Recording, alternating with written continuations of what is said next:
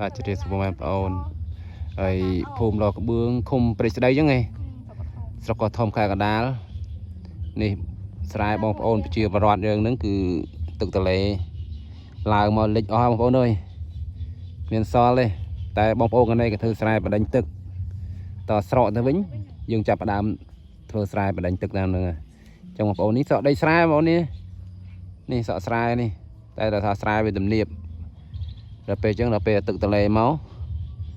ត្រូវតែលិចបងប្អូនហាច់លហឹមវិញនឹងដូចទន្លេចឹងបងប្អូននេះមើលនេះអាពិតមិនមែនទន្លេទេច្រឡំទន្លេបងប្អូននេះស្រែទេតែដល់ខែវស្សាអញ្ចឹងគឺត្រូវតែលិចហើយជារៀងរាល់ឆ្នាំទឹកទន្លេឡើងទេសភាពស្អាតបងប្អូននេះមើលថ្ងៃលិចរោគរលិញពលឺថ្ងៃព្រិចមកស្អាតបងប្អូនអើយនេះបើដាក់មងដាក់អីស្ទូចឲ្យបាននេះមិញអ៊ីយាយមកស្ទូចមិញបានត្រីមកស្លោបើគាត់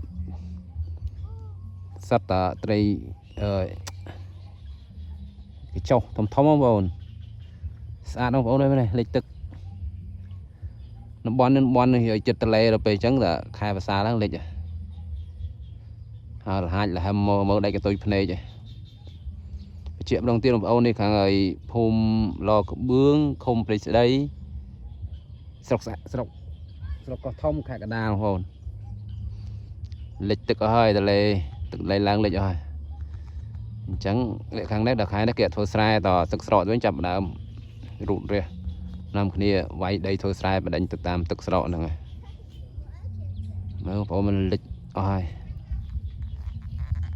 ស្អាតបងប្អូនអើយថ្ងៃលិចពលឺថ្ងៃចាំងលើផ្ទៃទឹកមកព្រិចឲ្យលោកព្រិចស្អាតបងប្អូន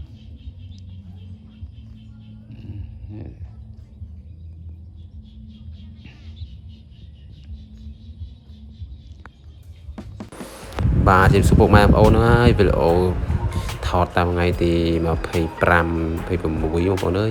ទៅបានយកមកផុសបងប្អូនដែលរវល់ពេកហើយថ្ងៃហ្នឹងថ្ងៃទៅកឋិនយាយ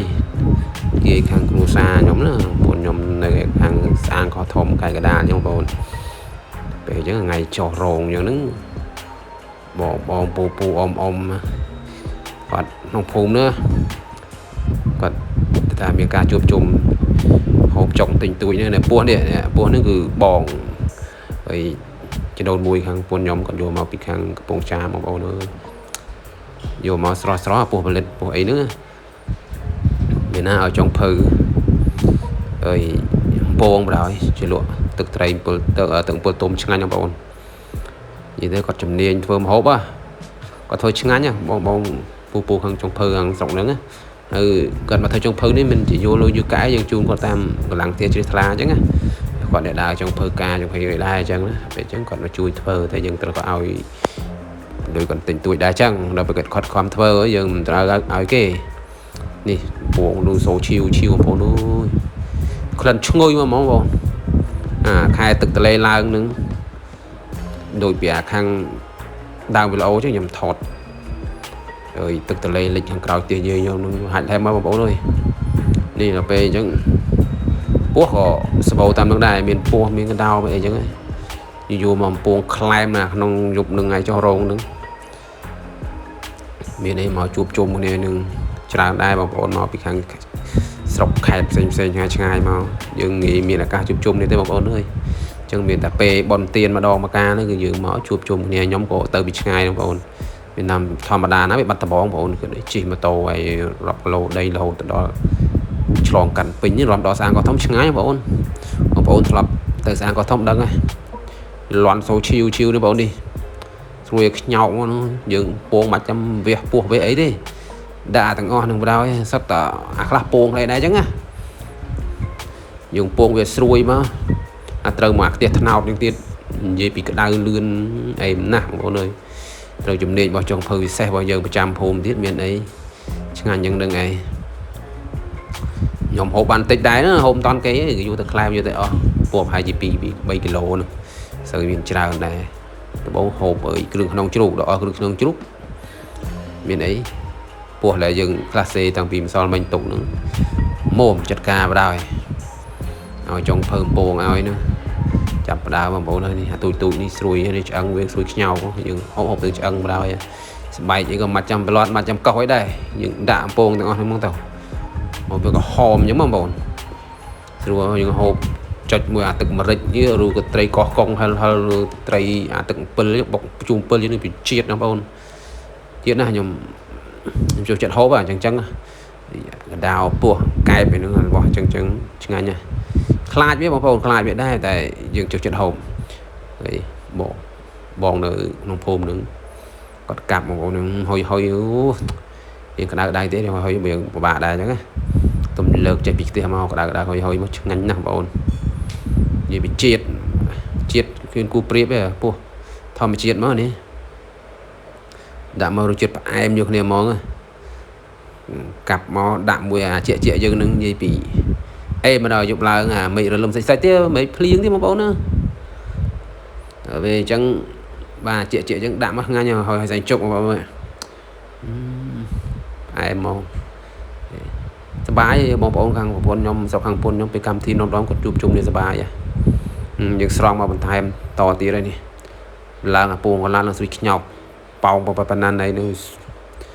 ថ្មីយើងវិជាតិណានិយាយខាងប្រពន្ធខ្ញុំគឺហូបទាំងអស់អត់ចេះតមទេទាំងចាស់ទាំងក្មេងយើងស្រីទាំងប្រុសចាប់ផ្ដើមភ្លក់ឲ្យអ៊ំតាភ្លក់ជាតិបណ្ណាអញ្ចឹងខ្ញុំត្រង់ចង់បានដែរថតបដើលក្ខណៈលេបទឹកមាត់បដើចុះរបស់យើងចូលចិត្តទៀតបងប្អូនមានណាត្រង់ចង់បានតែឲ្យគាត់ភ្លក់មុនខ្ញុំឲ្យគាត់ភ្លក់មុនណាត្រង់មិនបានទេលោកហើយដាក់មួយមុនសិនមើលឲ្យគាត់ដាក់មួយមុនដាក់មួយណាបងដាក់មុនណានេះអាទឹកជ្រលក់គេទិញទេមកនៅសល់យកមកជ្រលក់វាមិនសូវជាតិដូចយើងធ្វើទឹកម្រេចឬក៏ត្រីហើយបើទុំអីទេកាប់បន្តថែមទៀតបងប្អូននេះដាក់មួយចានអស់ហ្មងខ្ញុំបានហូបបានទេនិយាយទៅទុកឲ្យគេខ្លែមមកពងពេញពោះហ្នឹងដល់ពេលឡាចប់ថតយើងបានហូបក្រោយគេបានដល់ជាពីបេដុំទុកឲ្យគាត់គាត់ខ្លែមទេពោះវាតិចដែរទេគ្នាឡើងបាន2តុងបងប្អូនមកជួបជុំគ្នាបងប្អូនសាច់ញាតិយើងផងអ្នកក្នុងភូមិផងគាត់មកនិយាយទៅកម្មវិធីផ្ទះយាយខាងពុនខ្ញុំម្ដងមនុស្សមិនដឹងមកពីណាច្រើនបងប្អូនគេចេះជួយគ្នាហ្មងអ្នកស្រុកភូមិខាងហ្នឹងបងប្អូនពេលបន់ទៀនម្ដងមិនថាបន់ថាការឬមិនចេះជួយគ្នាបងដូចស្រឡាញ់គ្នាម្ដងខ្ញុំទៅម្ដងមកការលើមានអារម្មណ៍ថាដូចវាសប្បាយមើលទៅគាត់ចេះជួយគ្នាចេញពីចិត្តបដ ாய் ទៅអត់មានចេះគិតថាមិនទេគឺជួយអស់ពីដៃពីជើងមកអ្នកខាងហ្នឹងគាត់ល្អបងប្អូនខាងភូមិខាងពុនខ្ញុំស្រុកខាងពុនខ្ញុំល្អមិនថាបងប្អូនសាច់បកើតសាច់ចដូនមួយឬក៏អ្នកភូមិទេពួកគាត់ល្អឲ្យគាត់ភ្លក់មួយមកអីចាជ្រុះបាត់ទៀតគំតែបានឆ្ងាញ់ហ្នឹងវិញខ្ញុំនេះលេតែមកហ្នឹងឯង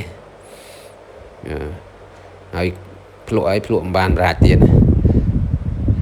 អ្នកអានោះចេះហៅនឹងហៅគាត់ថាអីស្មោះណាហើយតែខ្លែមគាត់នេះគាត់ប្រឹងកាប់បញ្ញាប់បានគេយកទៅខ្លែមពោះយើងងាយរកបាននិយាយទៅឥឡូវវាមិនសូវជាសបោដូចមុនដែរអញ្ចឹងតែវាដោយតំបន់នេះស្រុកខាងប្រពន្ធខ្ញុំដូចជាមិនសូវជាអត់បានសបោពោះនេះក៏យកមកពីខាងស្រុកឆ្ងាយទៀតស្រុកខាងពុនខ្ញុំលែចប់រវល់កឋិនទៅទៀនហ្នឹងដល់ពេលយើងមានបានពេលអេតរយទេអ្នកស្រុកភូមិលែគាត់ទៅលេងកឋិននៅក្នុងភូមិខ្ញុំហ្នឹងគ្រាន់តែកឋិនសាមគ្គីនិយាយទៅគឺ2 3គ្រួសារយើងដើម្បីដង្ហែទៅវត្តទាំងអស់គ្នាវត្តពូនតែខាងស្រុកកោះធំហ្នឹងគុំព្រៃស្ដីហ្នឹងរសជាតិឆ្ងាញ់អូគូតថាគូតល្អដល់វាពុនខ្ញុំនេះនិយាយបងប្អូនខាងពុនខ្ញុំមិនថាចាស់ឬក្មេងស្រីឬក៏ប្រុសទេគឺអត់ចេះតមទេបើយើងទូទៅខ្លះស្រីហ៊ានហូបវាខ្លាចតែអត់ទេនេះពុនខ្ញុំដាក់ពេញមាត់ឆ្ងាញ់តែជាតិក៏អត់ចេះតមតែស្អីក៏ហូបពោះសាច់ពិសេសស្អីហ្នឹងកោត្រឹកអីហ្នឹងក៏ហូបដែរអត់ចេះតមទេអ៊ំខ្ញុំអីគេជាមួយនឹងទឹកតែអាត្រេបំពិលទឹកពិលនិយាយពីដូចត្រូវវាបដ ாய் ធ្វើមកត្រូវជាតិដូចគ្នាមកស៊ីវីត្រីហ្នឹងបងប្អូនដាក់មកផ្អែមជួយឲ្យខ្ញោកបដ ாய் តែបងអូនដូនមួយខ្ញុំគាត់អត់ហូបទេគាត់ទៅហូបអង្គុយមើលគេហូបទៅ ខ្ញុំអ្នកថតនេះលេទៅមកថាស្មើណាបានថតចោលឲ្យបានហូបទេពុនខ្ញុំដាក់ពេញមាត់មួយអ៊ំស្រីខ្ញុំមានចេះតបទេបងប្អូនខាងពុនខ្ញុំនិយាយទៅទាំងអស់ដាក់មកផ្អែកមកគាត់មកហឹងមកជាតិទាំងអស់ទាំងតាទាំងជាយអីហូបទាំងអស់ពោះនិយាយទៅពោះក៏ដុលអីនឹងចូលចិត្ត